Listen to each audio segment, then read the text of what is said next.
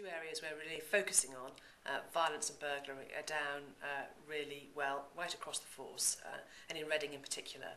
In Reading we've got violence down, I think, 14% and burglary down 35%. So some significant reductions in crime. And some of that's about the officers working really well, but it's also about working really well with Reading Borough Council and other partners, probation, Crown Prosecution Service, other people working with us in the Reading area.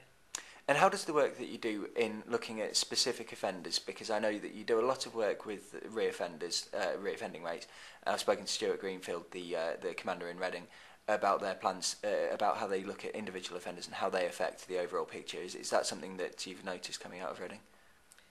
It's the case all over the country, and certainly in Reading too, that a small number of offenders are responsible for a disproportionate amount of crime. And so the strategy, the plan, is to make sure that you're really focused on identifying who those offenders are. And we have an initiative which we do with the probation service called Integrated Offender Management. And basically, once we've identified those top offenders, the deal is this. Either you stop offending and we'll work with people who can help you to stop, whether that's getting off the drugs or whether it's helping you get into education or whatever it is. But if you don't stop offending, then we'll be coming after you and you'll be arrested, you'll go to court and you'll be convicted and probably go to prison. So that's the sort of work we've been doing, which is working better and working really quite well in Reading now. Excellent. And obviously this summer has been a high-profile one for the police in terms of the Olympics and then the regular events, things like Reading Festival and Ascot Henley you mentioned. What sort of pressures is that put on the force as a whole and on local policing within a town like Reading?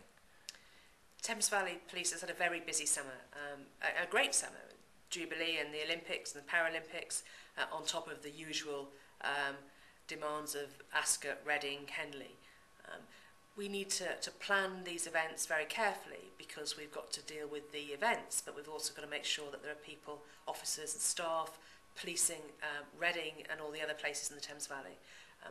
We knew for a long time that we had the Olympics for years to plan, and what's happened basically is people have been able to take less holiday during the summer. So that's the impact on staff, and I'm very grateful to officers and staff who willingly put up with that. You mentioned earlier the potential for increasing the number of tasers in the force and the number of officers who are armed with them.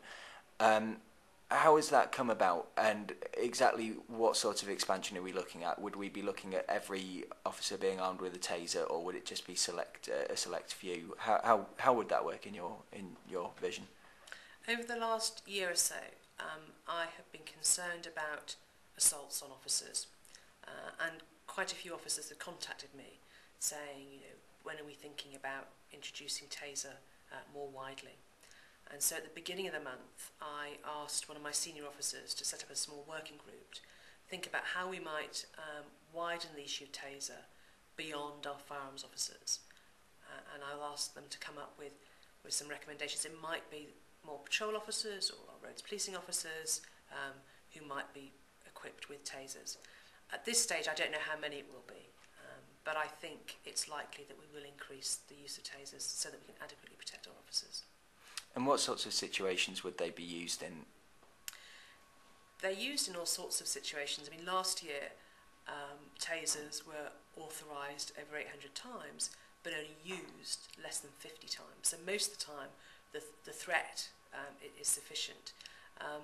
And they're used for a wide variety of incidents that officers attend, whether that's dealing with domestic situations, whether it's dealing with assaults in the street, whether it's dealing with offensive weapons, a whole range of incidents where we find it's that threat of force is really useful. Okay. In terms of the Police and Crime Commissioners now, obviously the election's coming up in November, preparations are presumably underway. As far as you're concerned, how's Thames Valley Police set for the arrival of a Police and Crime Commissioner? We've been working with our colleagues in the Police Authority to make sure that the transition to Police and Crime Commissioners is as smooth as it can be. This week I briefed the Shadow Police and Crime panel on Tuesday, and and also with the Police Authority briefed 2 police and crime commissioner candidates. So very much focused on preparation, and so far so good. And when he or she does arrive, what would be the pros and cons of the role as far as you're concerned? I think the great difference is going to be that instead of being held to account by a committee, as I am now, which is called the Police Authority, I'll be held to account by one person. And that one person will have been elected, and so their manifesto will be the most popular in the Thames Valley. So I guess what that will mean is that what the Commissioner asks the force to do, or asks me to do, will much more closely reflect the priorities of the people in Thames Valley. Okay. Now, in Reading specifically, and we mentioned it before, we've seen a fairly large drop in crime, and particularly in the crime, serious acquisitive crime, which is obviously what troubles people. How can we make sure? How do you think you can make sure that drop continues, or is it something you expect to sort of level out? I think it's more focus on preventing crime with our partners, more focus on the offenders, and giving them a choice to stop offending if that's what they're willing to do. So I would hope that we can continue to bring crime down. I mean, I'm really pleased about the reductions in burglary in Reading, but they still are higher than some other towns that might be regarded as similar, so we've got some way to go.